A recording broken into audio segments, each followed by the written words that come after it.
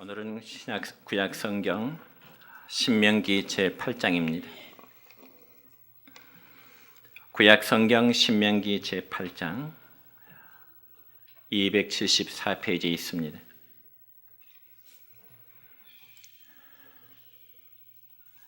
신명기 8장 1절부터 4절에 있는 말씀까지 제가 봉독에 올리겠습니다. 내가 오늘 명하는 모든 명령을 너희는 지켜 행하라. 그리하면 너희가 살고 번성하고 여호와께서 너희의 조상들에게 맹세하신 땅에 들어가서 그것을 차지하리라. 내 하나님 여호와께서 이 40년 동안에 내게 광야길을 걷게 하신 것을 기억하라. 이는 너를 낮추시며 너를 시험하사 내 마음이 어떠한지 그 명령을 지키는지 지키지 않는지 알려 하심이라. 너를 낮추시며 너를 줄이게 하시며 또 너도 알지 못하며 내 조상들도 알지 못하던 만나를 내게 먹이신 것은 사람이 떡으로만 사는 것이 아니요 여호와의 입에서 나오는 모든 말씀으로 사는 줄을 내가 알게 하려 하심이니라. 이 40년 동안에 내 의복이 헤어지지 아니하였고 내 발이 부르트지 아니하였느니라. 아멘. 다 같이 사랑과 축복의 메시지 나누겠습니다. 사랑하고 축복합니다. 네, 사랑하고 축복합니다.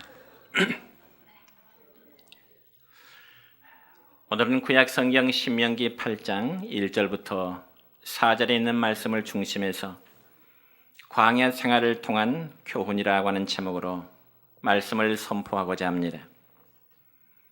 여러분, 사람이 이 세상에 태어나면은 각기 자라는 과정이 있습니다. 그래서 어린아이가 태어나면 젖을 먹고 자라다가 점점 이유식을 먹게 되지요. 그리고 성장해서는 학교에 들어가서도 초등학교의 과정을 거치고 또한 중학교의 과정과 고등학교의 과정을 통해서 이제 대학에 들어가게 됩니다. 그런데 어떤 사람이 성질이 급하여 갓 태어난 어린아이에게 밥을 먹이려고 한다면 아마 큰 부작용이 생길 수밖에 없을 것입니다. 또한 초등학교 졸업한 아이가 바로 대학에 들어갈 수도 없는 거지요. 이와 마찬가지로 사람이 살아가는 모든 과정에는 반드시 그에 따른 순서와 질서를 따라 살아가야 되는 것입니다.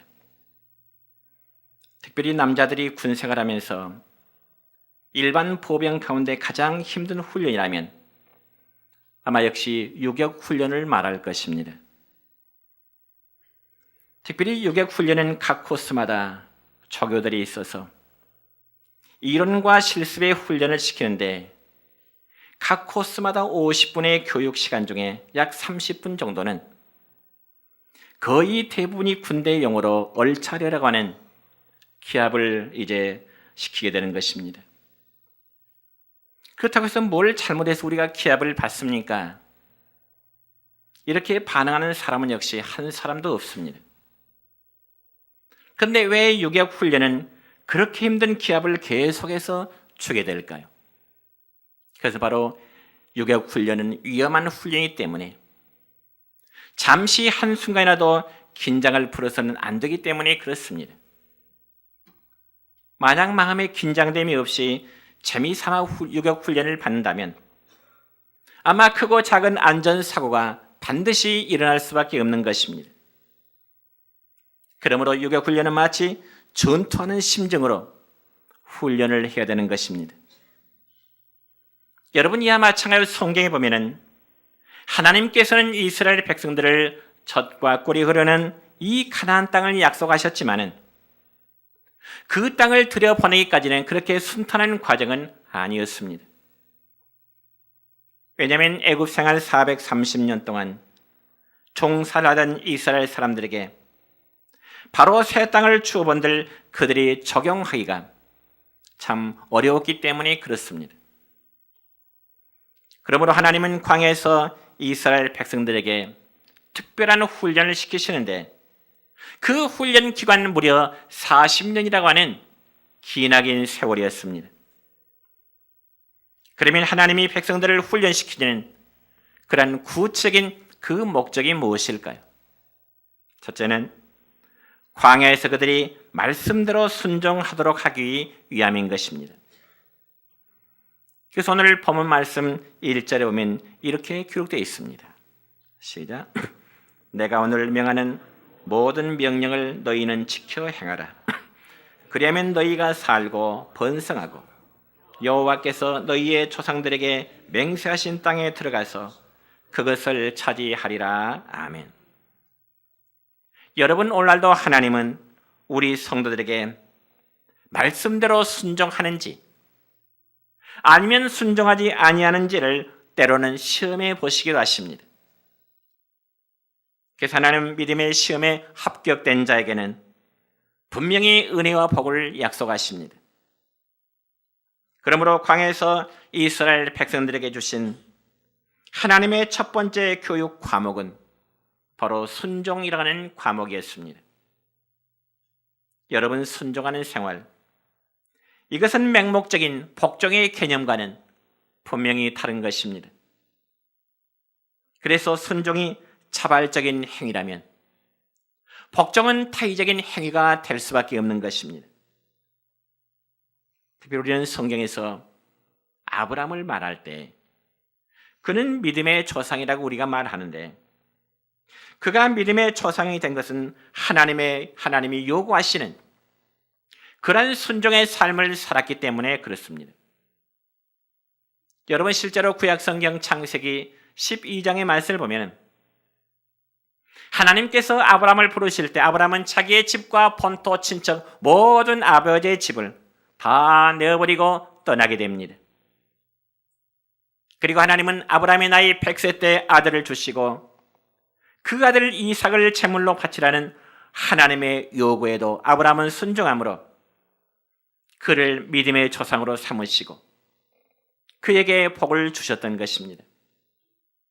뿐만 아니라 하나님께서는 이스라엘 백성들이 광야 생활을 할 때 하늘에서 만나의 양식을 주실 때도 하나님은 그들에게 순종을 요구하셨습니다. 그러면 과연 그 순종의 조건이 무엇일까요? 그래서 바로 하늘에서 만나의 양식을 내려주실 때 백성들로 하여금 그들이 욕심 부리지 말고 그날 먹을 것만을 거두러 가시는 그런 순종에 요구하셨습니다. 그래서 구약성경 출애굽기 16장 4절의 말씀 보면 이런 말씀이 기록됩니다. 시작. 보라, 내가 너희를 위하여 하늘에서 양식을 비같이 내리리니 백성이 나가서 일용할 것을 날마다 거둘 것이라. 이같이 하여 그들이 내 율법을 준행하나 아니하나 내가 시험하리라. 아멘. 그러니까 하늘에서 만나의 양식을 내리실 때 그 백성들이 거두되 그날 하루의 분량만을 거두어서 그들의 양식을 삼도록 하셨다는 말씀입니다. 그럼에도 욕심을 부리고 하늘에서 내리는 만나 양식을 한꺼번에 거두어 집에 두었을 경우는 어떤 결과가 될까요? 이 점에서 구약성경 출애굽기 16장 20절의 말씀을 보면 이렇게 기록하고 있습니다. 시작. 그들이 모세에게 순종하지 아니하고 더러는 아침까지 두었더니 벌레가 생기고 냄새가 난지라. 아멘. 그러니까 한마디로 욕심을 이제 부려서 많은 만나의 양식을 모았지만 하루가 지나자 그 만나의 양식이 변질되어 버리고 썩고 부패해서 먹을 수 없게 되었다는 것입니다. 그러면 하나님은 왜 이스라엘 백성들에게 이런 순종을 하나님이 요구하셨을까요?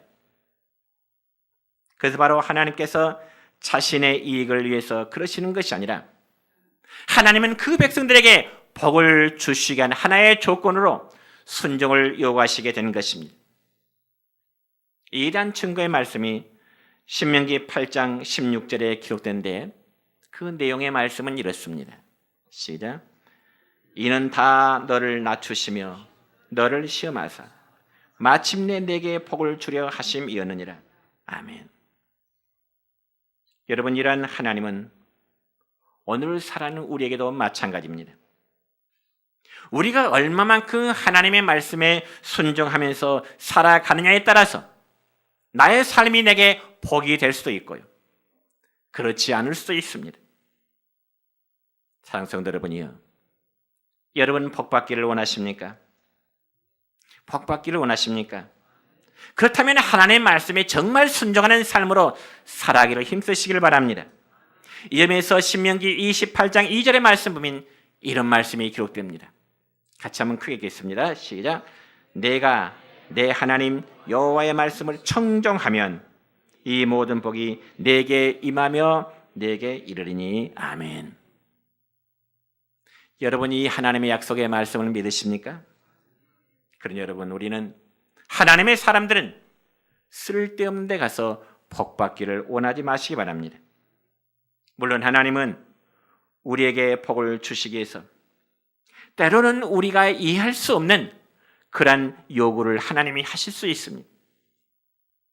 예를 들어 조금 전에 말씀을 드렸듯이 하나님은 아브라함의 나이 100살 때 주신 아들 이삭을 제물로 바치라고 하셨습니다. 여러분, 세상에 그럴 수 있을까요? 100살 때 주신 아들 이삭을 하나님이 제물로 바치라 하실 때 그것이 가당찮으냐 그 말이죠. 여러분, 짐승도 아닌 사람을, 그도 자기의 나이 100살 때 하나님께서 약속으로 주셨던 그 아들이 아닙니까? 그런데 그를 어떻게 마치 짐승을 잡듯이 칼로 베어서 하나님께 제물로 드릴 수 있겠느냐 그 말이죠. 도무지 사람의 생각으로는 이해할 수 없는 하나님의 요구입니다. 그럼에도 믿음의 조상 아브라함은 하나님의 그런 요구에 순종하게 되는 것입니다. 그래서 그러한 하나님의 요구하심은 아브라함의 더 큰 복을 주시기 위한 하나의 훈련의 의미가 있는 것입니다. 그러므로 어떤 분은 말하기를, 하나님은 성도에게 선물을 주실 때 고난이라는 보자기에 싸서 하나님은 그 백성들에게 은혜와 선물을 주신다고 하는 그런 말을 했습니다. 참 의미 있는 말이라 동감하게 됩니다. 여러분이 이 세상에 좋은 것은 다 고난이라는 과정을 통해서 얻게 되는 것입니다. 그래서 귀여운 아이도 엄마가 10달 동안 온갖 고생을 당하면서 뱃속에 품고 있다가 마치 죽음 같은 그 출산의 고난을 통해서 한 아이의 생명을 출산하게 되는 것입니다. 뿐만 아니라 여성들이 좋아하는 진주도요, 진주는 긴 고난의 세월 속에서 생기는 것이요, 성공도 여러분 고난 중에서 얻는 것이라야 그 성공은 가치가 있는 것입니다. 그러므로 오늘 본문 2절의 말씀에 보면 너를 낮추시며 너를 시험하사 내 마음이 어떠한지 그 명령을 지키는지 지키지 않은지 알려 하심이라. 하나님의 마음이십니다. 여러분, 이스라엘 백성들이 애굽 땅을 빠져나온 이후에 가나안 땅까지 걸어가는 과정은 약 보름 정도의 거리면 충분히 갈 수 있는 거리였습니다. 그런데 왜 그 짧은 거리를 하나님께서는 40년의 과정을 통해서 그 백성들로 하여금 가나안 땅에 들여보냈을까요? 이유는 오로지 한 가지입니다. 그 백성들의 불순종 때문이었습니다. 여러분, 아무리 약속된 하나님의 축복이라 할지라도 믿고 순종해야만이 그 하나님의 복을 누릴 수 있는 것입니다. 여러분, 예를 들어서 여러분이 자녀들에게 좋은 것을 손에 쥐어주어도 어린 아이가 자기 손으로 받아야 붙잡아야 받을 수 있는 것처럼 하나님은 순종하는 그들에게 좋은 것을 주기를 원하시는 것입니다. 그래서 좋은 하나님은 우리에게 은혜와 복을 주시기 위해서 순종을 요구하시게 되는 것입니다. 우리가 믿는 하나님은 너무나 좋으신 하나님이십니다.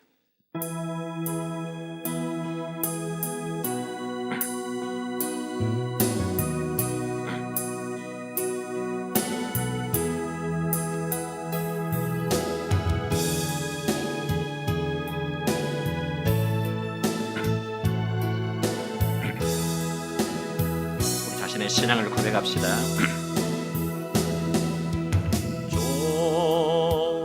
좋으신 하나님,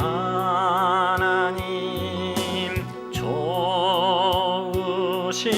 하나님, 참 좋으신 나의 하나님,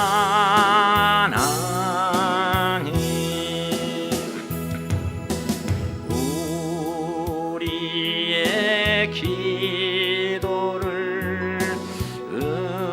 응답해 주시네.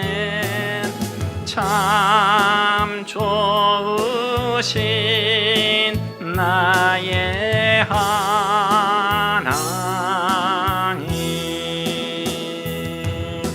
한없는 축복을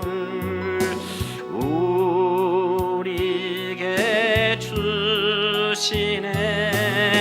참 좋으신 나의 하나님,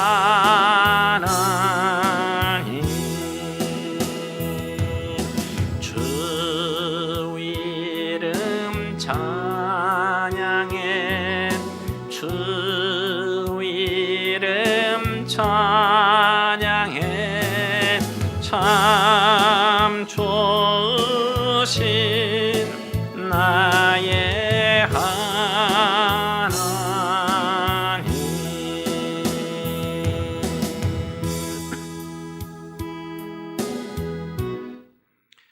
성도 여러분, 좋으신 하나님 앞에 은혜와 복 받기를 원한다면 여러분 정말 믿음의 생활에 불평이나 원망하지 마십시다.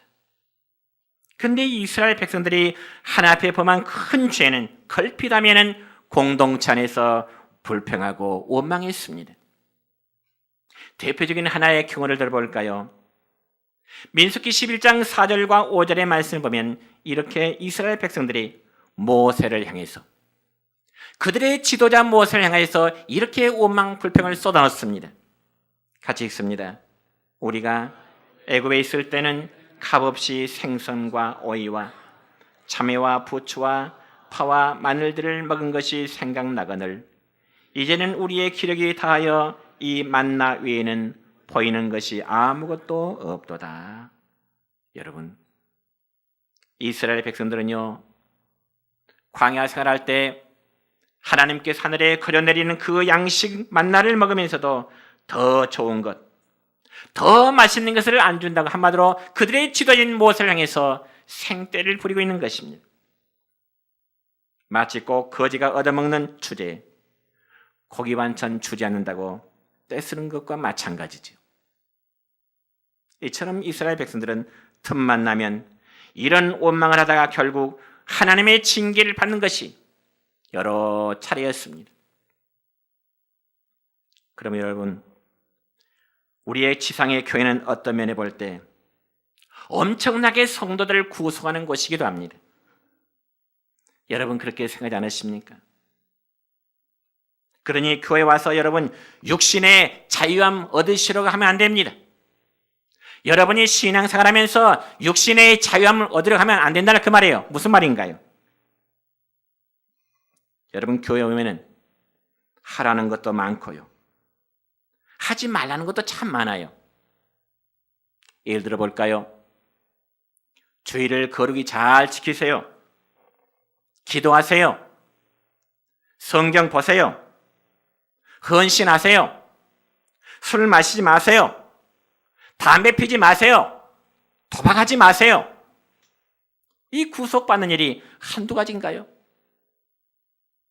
그러나 여러분, 이러한 구속을 마스터하지 않으면 성공적인 신앙생활, 성공적인 교회 생활을 할 수 없는 것입니다.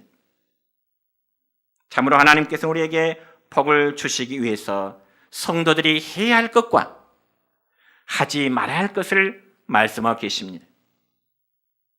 성도 여러분, 이 광야 같은 세상에서 오직 좁은 길을 따라가되 말씀대로 순종함으로 하나님 주시는 은혜와 복을 받는 여러분 되시기를 주님의 이름으로 축원합니다. 두 번째는 광야에서 겸손하도록 교훈하셨습니다. 여러분, 하나님이 제일 싫어하시는 게 뭘까요? 듣고 많이 들었을 것입니다. 하나님 앞에서의 영적인 교만함입니다. 그래서 하나님은 교만한 1등 신자보다는 겸손한 꼴찌 신자를 더 원하실 것입니다. 우리가 신약성경 복음서에 보면은 대표적인 내용 한 곳을 소개하자면, 여러분 신약성경 누가복음 18장의 말씀을 보면은 바리새인과 세리의 모습에서 우리는 깨닫게 됩니다. 여러분, 예수님 당시 바리새인이라 그러면 그들 스스로 하나님을 가장 잘 섬긴다고 자부하는 사람들이었습니다. 그런 반면에 세리는 자기의 동족들로부터 굉장히 원망의 대상이었습니다. 그런데 어느 날 그 두 사람이 하나님의 거룩한 성전에 기도하러 나왔습니다. 그러면서 이 바리새인이 먼저 하나님 앞에 기도하는데, 누가복음 18장 11절과 12절의 말씀 보면 이 바리새인은 이렇게 기도를 하게 됩니다. 같이 읽습니다. 하나님이여, 나는 다른 사람들 곧 토색, 불의, 간음을 하는 자들과 같지 아니하고 이 세리와도 같지 아니함을 감사나이다. 나는 일에 2번씩 금식하고 또 소득의 11조를 드리나이다. 여러분, 이게 바로 바리새인의 기도입니다. 그러니까 이 바리새인의 이 기도는, 하나님, 나는 저기 있는 세리처럼 토색하지도 않았고요, 나는 일주일에 2번씩 꼭꼭 금식 기도하고요, 하나님 앞에 11조를 철저히 했고요, 구제도 많이 했습니다. 그러니까 이 바리새인의 기도는 자기를 한없이 높이는 교만한 기도를 했다, 그 말이죠. 그런 반면에 여러분, 세리의 기도의 내용은 어떨까요? 누가복음 18장 13절의 말씀 보니까 이렇게 기록됐네요. 시작. 세리는 멀리 서서 감히 눈을 들어 하늘을 쳐다보지 못하고 다만 가슴을 치며 이르되, 하나님이여 불쌍히 여기소서, 나는 죄인이로소이다. 그러니까 세리의 기도의 핵심은, 하나님, 나는 죄인일 뿐입니다. 더 이상 다른 말 하나님께 할 필요가 없네요. 하나님, 나는 죄인 중에 죄인입니다. 이 두 사람의 기도를 하나님께서 누구의 기도를 더 아름답게 보셨을까요? 아마 모르는 사람이라면 아마 누구든지 하나님이 바리새인의 기도를 더 기뻐 받으셨을 것이라고 대답할 수 있을 것입니다. 그러나 여러분, 인간이 보는 관점과 하나님이 바라보시는 관점은 분명히 다릅니다. 그래서 예수님은 이 두 사람의 기도 중에 세리는 의롭다 함을 받았고 바리새인의 기도는 응답이 되지 않았다고 말씀하고 있습니다. 그래서 하나님이 보실 때는 교만한 1등 신자보다는 겸손한 신자를 하나님은 더 귀하게 여기실 것입니다. 이 말씀을 마음에 한번 새겨보십시오. 하나님 앞에 교만한 스스로의 1등 신자보다는 겸손한 꼴등 신자를 하나님 더 귀하게 보신다는 것입니다. 그러므로 하나님이 교만한 자를 싫어하시는 이유는, 이 교만은 바로 마귀의 본질이기 때문에 그렇습니다. 여러분, 특별히 하나님의 천사장 루시퍼가 교만해서 하나님처럼 되려다가 쫓겨나는 것이 바로 마귀인 것입니다. 그러므로 하나님이 제일 경계하시고 미워하시는 것은 바로 교만인 것을 우리는 언제나 명심해야 할 것입니다. 왜냐하면 하나님 앞에 교만은 곧 멸망의 지름길이기 때문에 그렇습니다. 마귀가 교만하여 망했듯이 교만은 사람을 망하게 하는 것입니다. 그래서 구약성경 잠언 16장 18절의 말씀 보면 이런 말씀이 있습니다. 시작. 교만은 패망의 선봉이요 거만함은 넘어짐의 앞잡이니라. 이 말씀 믿으십니까? 믿으십니까? 성경에 보니까 여러분, 이스라엘의 초대왕 사울 왕이 있었습니다. 그런데 이 사울이라는 사람이 이스라엘의 왕으로 등극하기 전에는 굉장히 겸손했고 또 겸손한 그를 하나님은 높이 들어 쓰셨지만은 그러나 사울왕이 교만하게 될 때 그를 버려서 하나님 패망의 사람으로 바꾸어 버리십니다. 그러므로 하나님이 광야에서 이스라엘을 연다하신 목적은 그들의 교만함을 부서뜨리기 위함인 것입니다. 그리고 하나님은 야곱에게 복을 주시기 위하여 야복강에서 호된 훈련을 시키고 완전히 그의 교만한 뿔을 꺾어 버리신 것입니다. 그래서 자기 머리만 믿고 교만한 야곱을 겸손한 이스라엘로 바꾸어 준 후에 그를 약속의 땅으로 허락하신 것입니다. 사랑하는 성도 여러분이요, 여러분의 삶이 광야 같은 세상에서 계속해서 연단을 받고 있다고 느끼는 성도는 하나 아직도 자신이 깨뜨려야 될 교만이 있다는 것을 스스로 인정해야 되는 것입니다. 그리고 나서 어떻게 해야 될까요? 자신의 십자가에 못 박고 철저하게 깨어지고 낮아져야 되는 것입니다.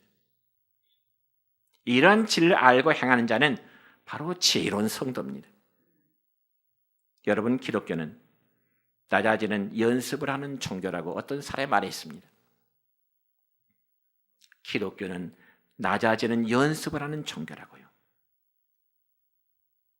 여러분이 우리가 일생 동안 우리 안에, 저의 안에, 여러분 각자의 마음 안에 교만의 가라지가 생기지 않도록 늘 조심해야 됩니다. 혹시 누가 저에게, 혹시 누가 여러분에게 충성을 많이 한다고, 기도를 많이 한다고, 선행을 많이 한다고 칭찬할지라도 지혜로운 종은 하나 앞에 나는 무의간 종입니다. 나는 해야 할 것만을 할 뿐이었습니다. 겸손히 고백하는 자 되시기를 축원합니다. 그래서 하나님이 인정하시는 정말 복된 성도들이 되시기를 주님의 이름으로 축원합니다. 세 번째로, 광야에서 하나님의 능력으로 사는 법을 가르쳐 주셨습니다. 오늘 본문 4절의 말씀입니다. 시작.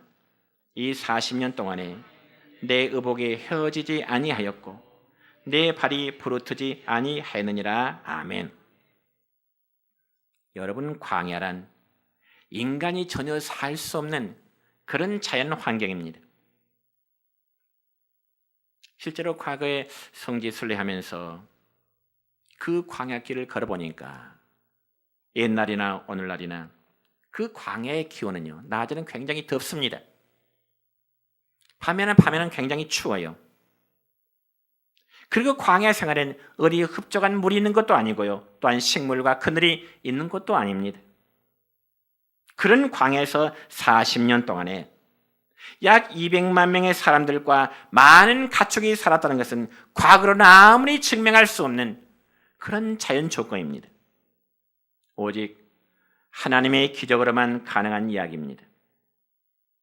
그런데 왜 하나님은 이스라엘 백성들을 기름진 땅에서 훈련시키지 않으시고요, 그런 척박한 광야에서 이스라엘 백성들을 훈련시켰을까요?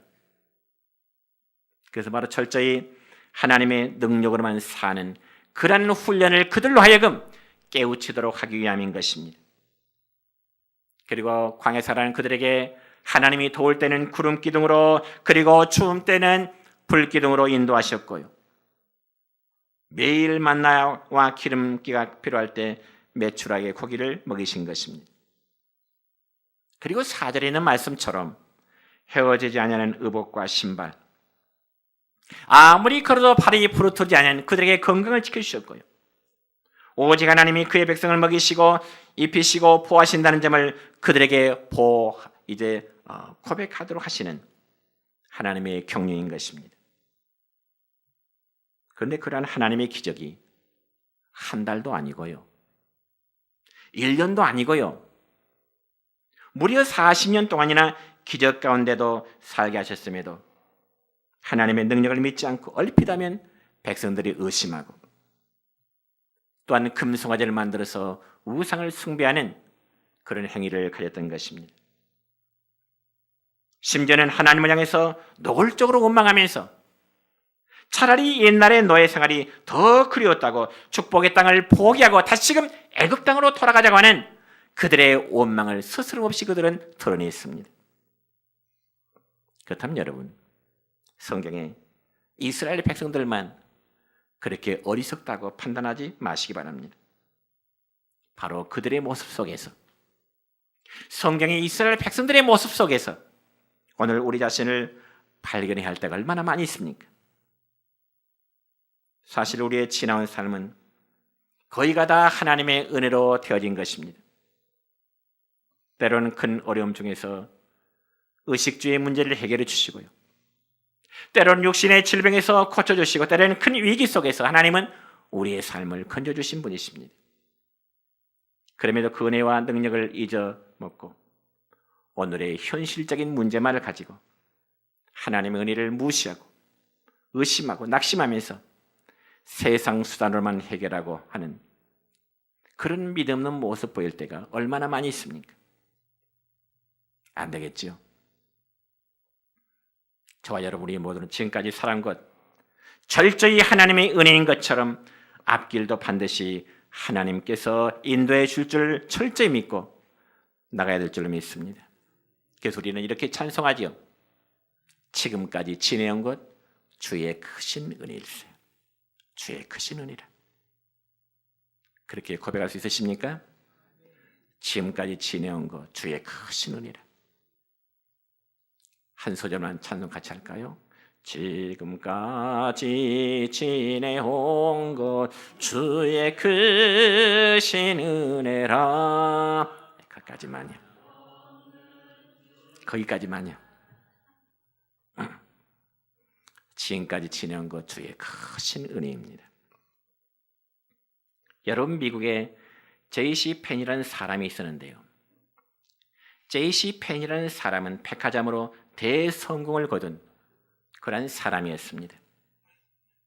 그런데 이 펜이라는 사람도 1929년 미국에 대경제광이 닥쳐왔을 때 완전히 백화점이 파산을 당해버리고 빚더미 위에 앉게 되었습니다. 그리고 설상가상으로 병이 들어서 병원에 입원했는데 이 펜이라는 사람에게 입원비조차 낼 수 없는 그런 막다른 바닥까지 떨어지게 되었습니다. 그니 얼마 전까지만 해도 이 펜이라는 사람은 수백만의 장자였던 그가 병원 치료비조차 낼 수 없는 정도였으니 그 고통, 그 절망이란 헤아릴 수가 없었을 것입니다. 그래서 펜이는 마침내 죽기로 결심하고 자기 사랑하는 자녀들 아내에게 유서를 남겼습니다. 그런데 어느 날 아침에 병원 복도 저 끝에서 노래가 들리는데 그 노래의 가사는 너 근심 걱정 말아라. 주 너를 지키리니 주 날개 밑에 거하라.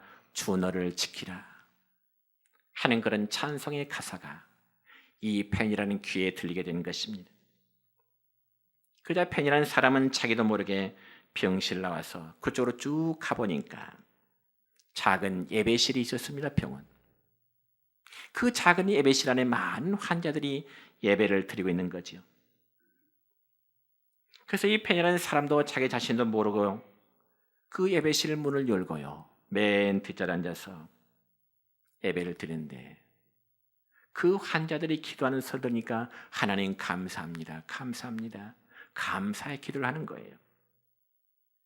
그러니까 펜의 입장에서는 자기도 몸이 아파서 병원에 입원했고 동일한 사람들이 병원에 입원한 환자들이 감사할 일이 무엇이 있겠는가. 어쩌면 예배의 분위기에 잘 앉았지만 마음속에 반발심이 일어납니다. 사람의 건강이야 감사하고 모든 일이 잘 풀려야 감사할 텐데 자기와 똑같은 환자들이 병원에 입원해 있으면서도 기도하는 음성을 들어보니 하나님 감사합니다, 감사합니다 하거든요. 반발심이 들었습니다. 한참 동안 일세 펜의 마음속에 성령의 잔잔한 감동이 몰려오기 시작합니다. 자신도 모르게 이 펜이라는 사람의 눈에서 눈물이 떨어지기 시작합니다. 마음속에 기도가 나오기 시작한 거죠. 그러면 펜이는 하나님 앞에 이렇게 기도합니다. 하나님, 내가 지금까지는 내 힘으로 사노라 하다가 이 모양 이 꼴이 되었습니다. 그러나 이제는 내 능력으로는 아무것도 하나님 할 수가 없어요.